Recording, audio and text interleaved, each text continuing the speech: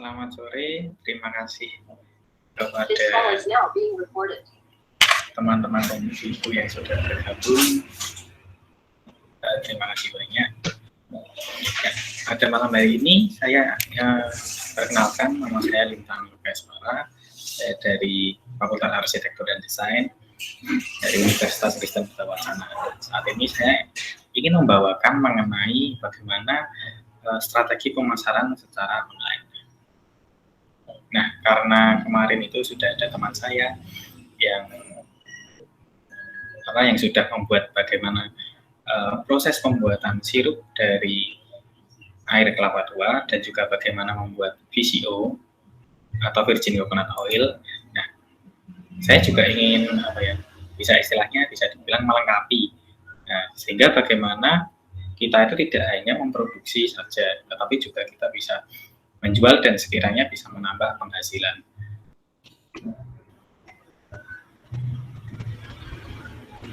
Ya, yang pertama-tama ini apa sih strategi pemasaran secara online atau secara daring itu? Nah, strategi ini tuh merupakan strategi yang dilaksanakan untuk menangkap pasar yang lebih banyak dan juga luas. Apalagi di zaman seperti ini dengan kondisi PPKM dan juga keterbatasan gerak kita.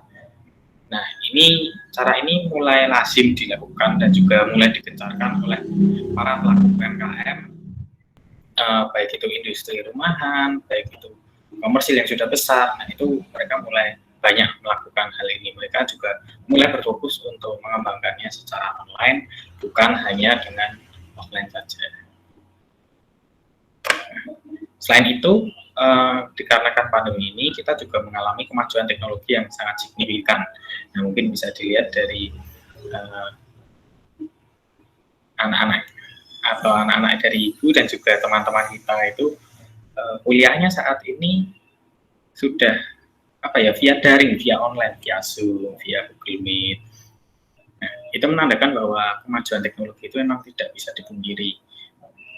Selain itu, dengan adanya teknologi, pasar itu menjadi semakin luas. Jadi, semisal kita hanya bisa menjangkau di daerah Yogyakarta saja. Nah, tapi dengan kondisi yang seperti ini, ketika kita mulai merambah ke pasar online, itu bisa menjadi semakin luas. Bahkan mungkin menjadi dalam satu Jawa atau bahkan ya syukur-syukurnya bisa keluar pulau. Nah, selain itu, proses ini juga mudah karena dengan kemajuan teknologi kita bisa, customer itu bisa nge-WA kita, misal saya memesan ini, oke, saya nanti kita packing, kemudian sana membayar DP dan transfer dan lain sebagainya. Nah, setelah itu bisa dikirim. Nah, seperti itu.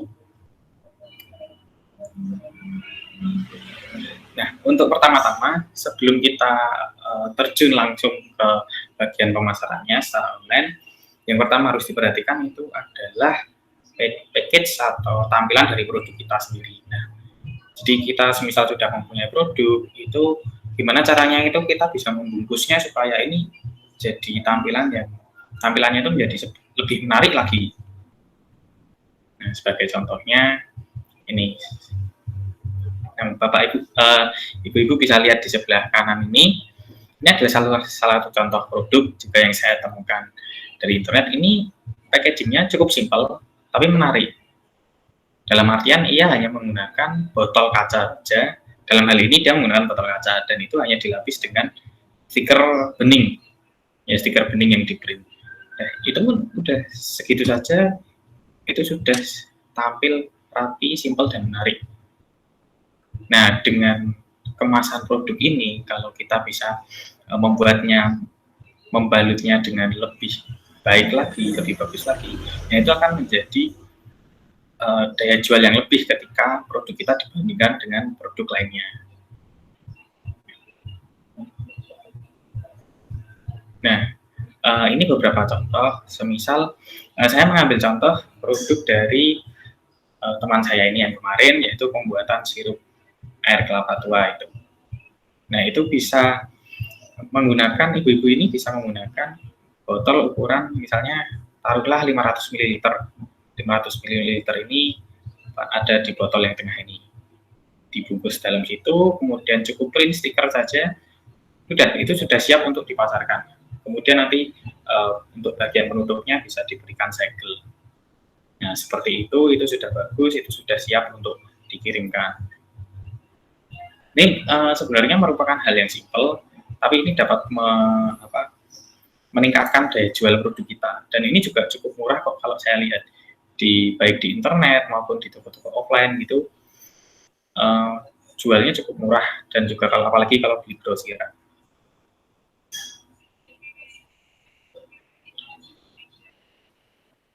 Nah, selanjutnya itu ada pembuatan katalog.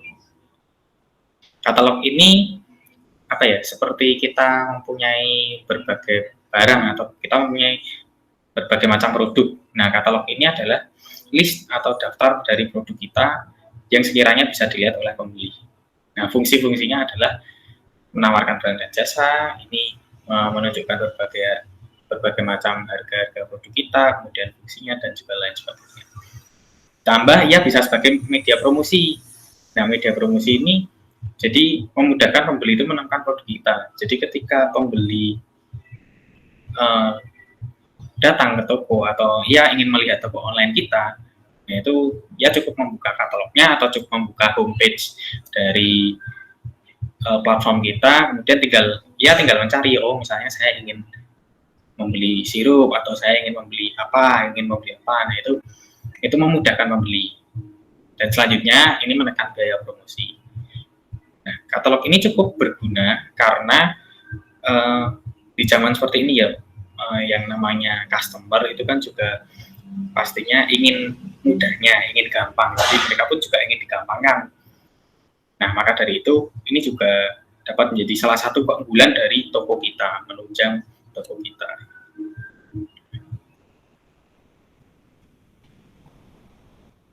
Nah, dari katalog ini juga mungkin kalau nanti saya buka di Shopee, itu kita itu bisa dari sudut pandang pembeli atau dari sudut pandang konsumen, itu kita bisa melihat dari detail produknya.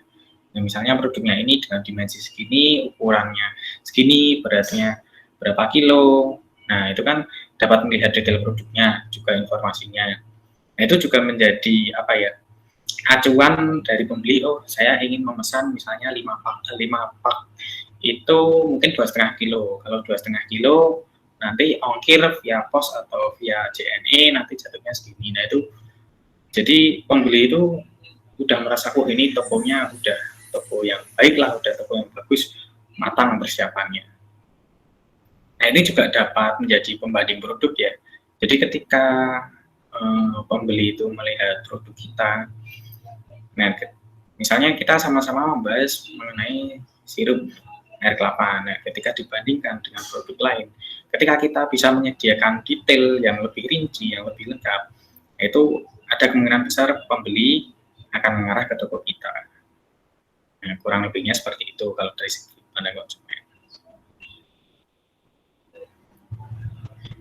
Nah, ini saya berikan beberapa tips. Jadi apa yang harus dimasukkan dalam katalog itu? Yang pertama jelas kelebihan produk kita. Misalnya ini terbuat dari bahan alami. Ini seperti ini seperti ini, dan lain sebagainya.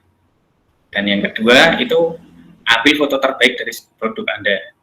Jadi semisal kita mempunyai suatu produk, ya kita mengusahakan untuk mengambil foto terbaik. Jadi entah dengan angle yang seperti apa. Nah, sehingga itu bisa memunculkan produk kita untuk menjadi lebih baik lagi. Dan yang ketiga, jelas tampilkan informasi yang detail. Selanjutnya, kita masuk ke bagian pemasarannya. Kalau dalam pemasarannya itu, kita tentunya harus memilih platform dan juga mempersiapkan. Nah, kalau di dunia di platform digital itu kurang lebihnya ada 4 langkah. 4 langkah itu yang pertama itu mempersiapkan informasi produk, seperti tadi di awalnya itu ada katalog produk. Kemudian yang kedua itu kita mengupload foto-foto yang sudah kita pilih yang terbaik lah, dan juga memasukkan informasi-informasi produknya, itu mulai diupload. Kemudian yang Yang proses ketiga itu finishingnya. Jadi ketika kita mengupload kan juga tidak jarang kita membuat sebuah kesalahan, misalnya salah tanda baca ataupun ya ada informasi yang kurang. Nah, ini yang perlu diperhatikan. Kemudian langkah terakhirnya kita tinggal upload saja. Ini hampir berlaku di semua platform digital.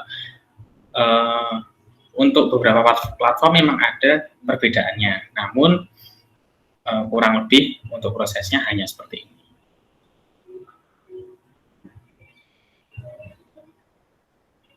Nah, untuk platform yang lagi tren saat ini, itu kurang lebih ada 3.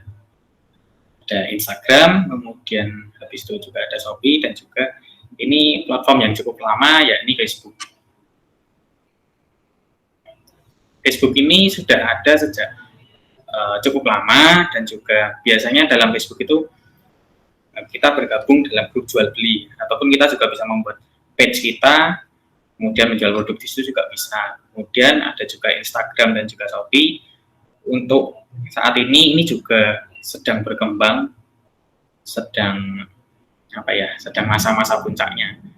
Karena kalau melalui Instagram itu memang platform yang ditujukan untuk menjual barang secara online, untuk menampilkan foto-foto yang terbaik gitu loh. Nah, jadi ketika kita bisa menampilkan foto produk kita dengan baik, nah disinilah Instagram ini berperan.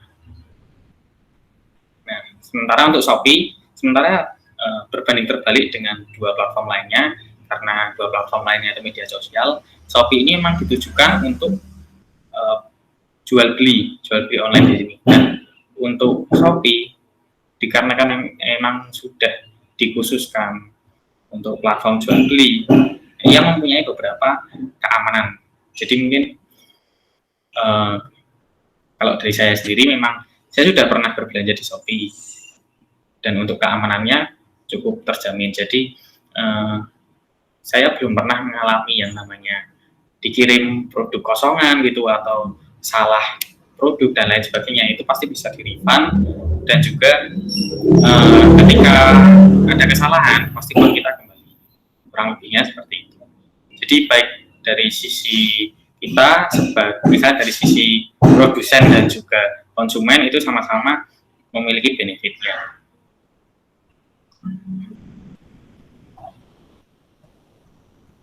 Nah, ini untuk pertama ini ada untuk Instagram. Ini dulu saya pernah mengerjakan ini. Ini ada Jayable Art Ethnic. Nah, ini beberapa tips untuk di Instagram. Yang pertama itu pilih username yang mudah dikenali. Jadi misalnya UMKM Desa Kalimantan. Nah, itu bisa menjadi username yang mudah dikenali, kemudian juga mudah diingat. Jadi itu cukup membantu juga.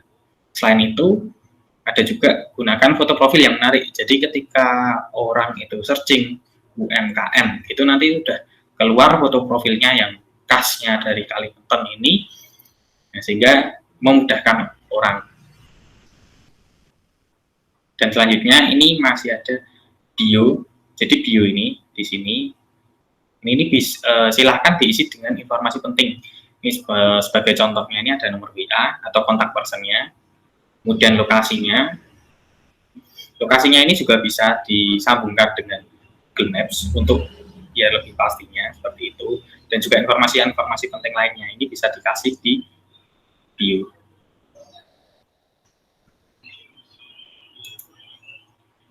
Nah, untuk yang kedua kita masuk ke bagian bawahnya, ke bagian per-postnya. Beberapa tipsnya diantaranya itu kembali lagi upload foto produk dengan sudut gambar terbaik.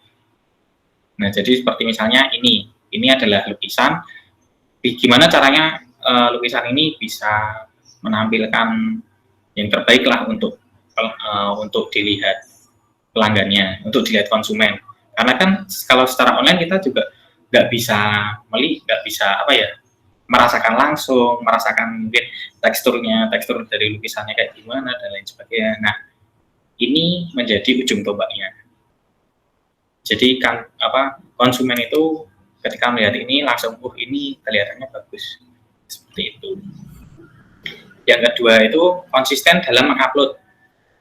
Ini cukup penting karena kalau di dunia internet itu ada yang namanya mungkin algoritma. Nah, ketika kita konsisten, misalnya kita sehari upload 2 kali, kita mengupdate terus mengenai informasi produk kita. Nah, itu kita akan traffic kita atau konsumen yang ke IG kita itu nanti akan semakin banyak. Jadi dan halaman kita pun akan muncul di search mereka yang pertama. Jadi kuncinya itu adalah konsisten. Dan yang terakhir itu bisa dicoba beri hashtag. Saya mengambil contoh juga ini dari produk lain. Ya, jadi hashtag itu seperti apa ya? Dia grup untuk search ya seperti itu gampangnya. Jadi misalnya ini ada pagar, kemudian ada kaligrafi. Nah, ketika kita klik itu, nah itu nanti akan muncul semua postingan yang berhubungan dengan kaligrafi. Begitu juga samping-sampingnya kaligrafi Arab, kaligrafi Islam, dan lain sebagainya. Nah, itu akan memudahkan juga bagi konsumen. Sementara dari sisi kita, dari sisi produsen, itu mendapat tampilan gitu loh, karena konsumen udah nyari, oh ini kok bagus, nah kebetulan ngarahnya ke toko kita, seperti itu.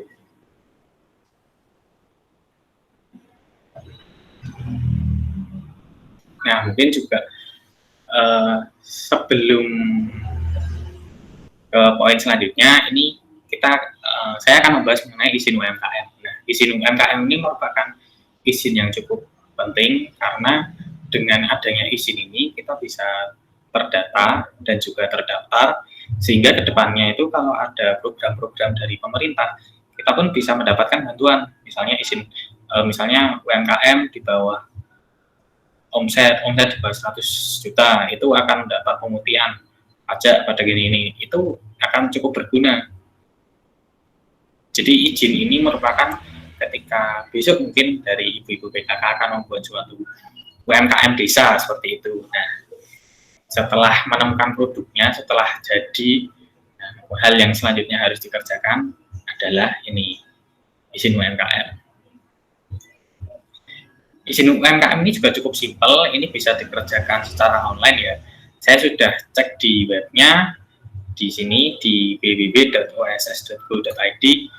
Saat ini mereka tidak menerima kunjungan offline atau konsultasi offline, itu dikarenakan pandemi. Jadi semuanya semuanya dimudahkan melalui online. Yang pertama itu syarat-syarat administrasinya cukup mudah. Yakni surat pengantar RT atau RW terkait lokasi usaha, kemudian fotokopi KTP penanggung jawab dari UMKM-nya, kemudian pas foto berwarna 4x6, ini 2 lembar. Nah, setelah itu bisa mengisi formulir IUMKM. Nah, itu ada nama, nomor KTP, nomor telepon, alamat kegiatan usaha, dan lain sebagainya. Nah, ini formulir ini dikarenakan saat ini sudah online, nah ini bisa langsung diakses di sini, oss.go.id. Nah, selain itu, pelaku usaha juga harus memiliki email dan nomor telepon yang bisa dihubungi. Jadi, sewaktu-waktu ketika dibutuhkan oleh pemerintah, bisa dihubungi dan juga bisa dikontak. Oh ya, untuk perizinan ini gratis. Jadi memang tidak ada pungutan dari sana, dari pemerintah pun juga sudah memastikan bahwa ini izinnya ini gratis. Nah, seperti ini nanti tampilannya kalau masuk di web oss.go.id, ini ada jenis identitasnya, kemudian memasukkan NIK atau nomor induk kependudukan, jenis negara asal seperti biasa, tanggal lahir, nomor telepon seluler. Nah, di sini kemudian alamat email. Jadi ini juga merupakan hal krusial, alamat email dan juga nomor HP yang bisa dihubungi.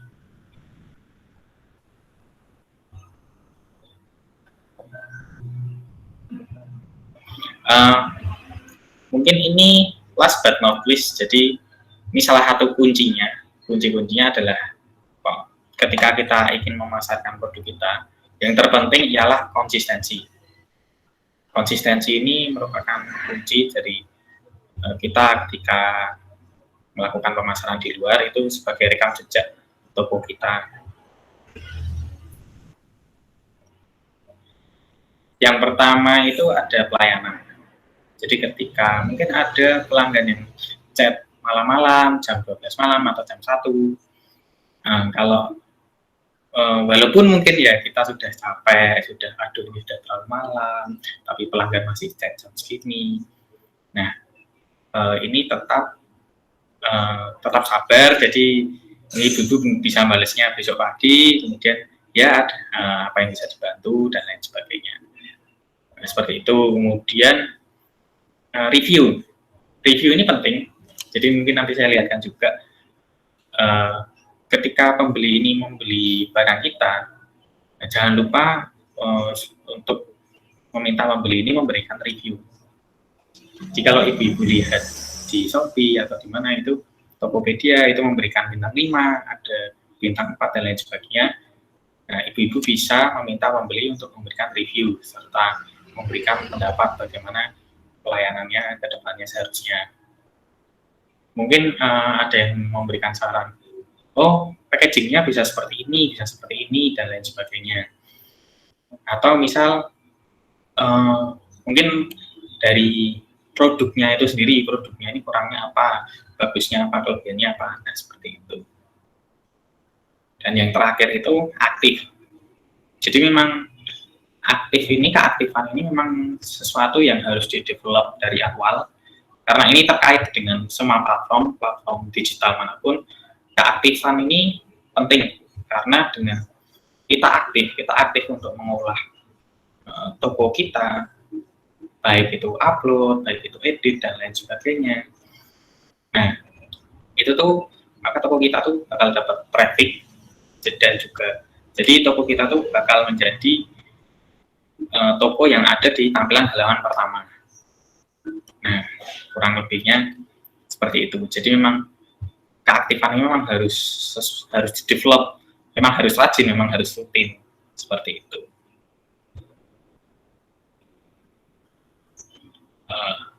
Oke, mungkin sekian dulu sebelum saya lanjut lagi. Apa ibu-ibu ada pertanyaan dulu?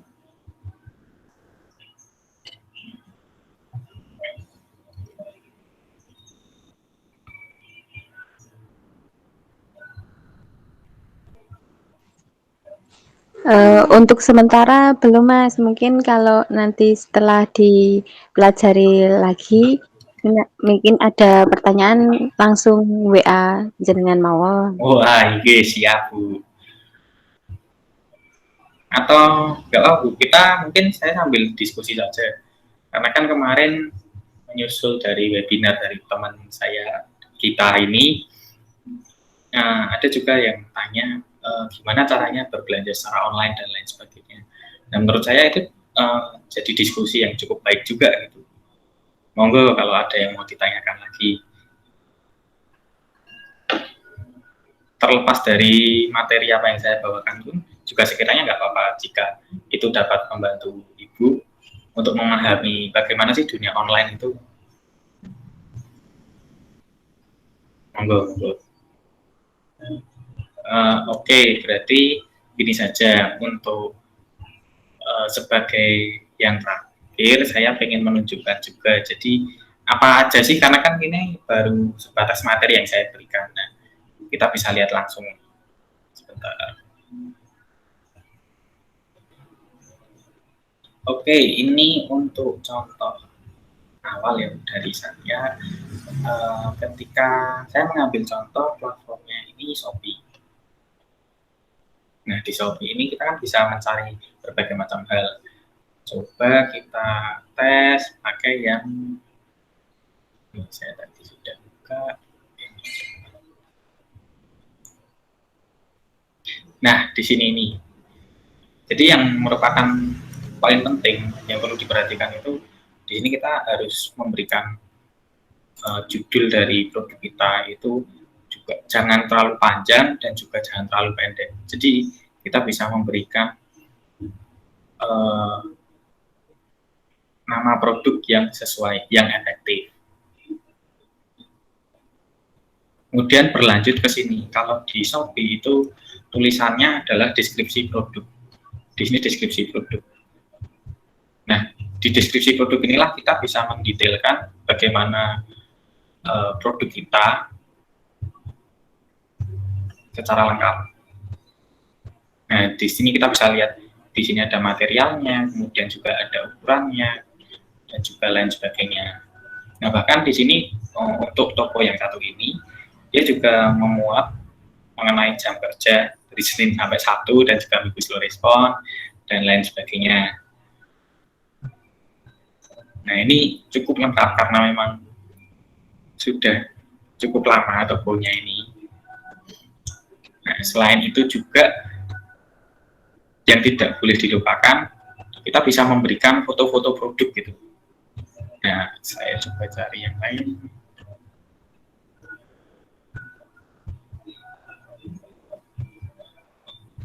Nah, di sini ini jadi kesempatan buat kita, buat para produsen, buat kita para penjual ini. Jadi di dalam berbagai macam foto ini yang diupload, ini harus menampilkan produknya sebaik mungkin dan juga sejelas mungkin. Jadi tidak menimbulkan kebingungan bagi para konsumen. Nah, sama. Jadi untuk deskripsi produknya juga sebisa mungkin diisi dengan informasi yang selengkap-lengkapnya.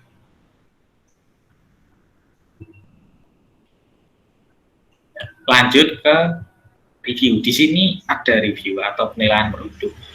Ini yang saya bilang tadi, ada 5 bintang, 4 bintang, dan lain sebagainya. Nah, inilah yang dinamakan dengan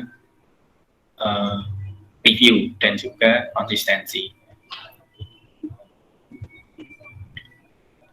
Nah, dengan adanya review ini kan jadi membuat pembeli itu percaya, oh ini toko yang terpercaya. Jadi otomatis, misalnya saya mau pesan, nah saya nih yakin, oh ini karena reviewnya bagus, cukup banyak bintang 5-nya, saya percaya ini saya nggak akan ditipu itu. Jadi inilah salah satu kuncinya, konsistensi dan juga review.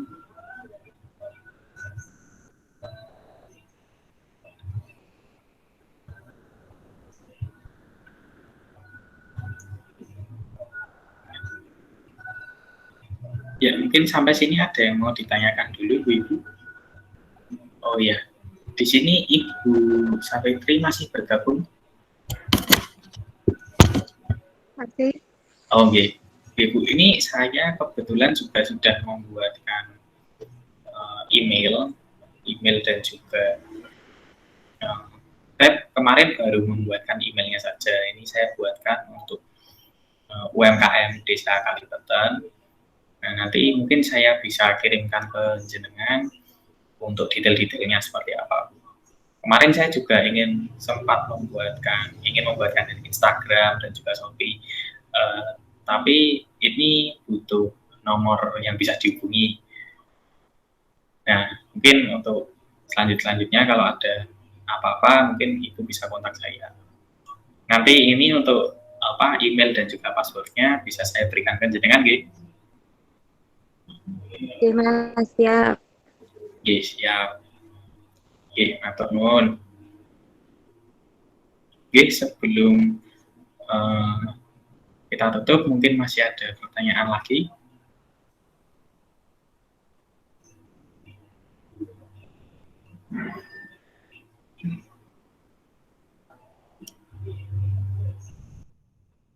Kalau tidak ada, mungkin saya bisa minta tolong bagi ibu-ibu dan juga teman-teman yang bisa open cam, mungkin open cam dulu, kita dokumentasi.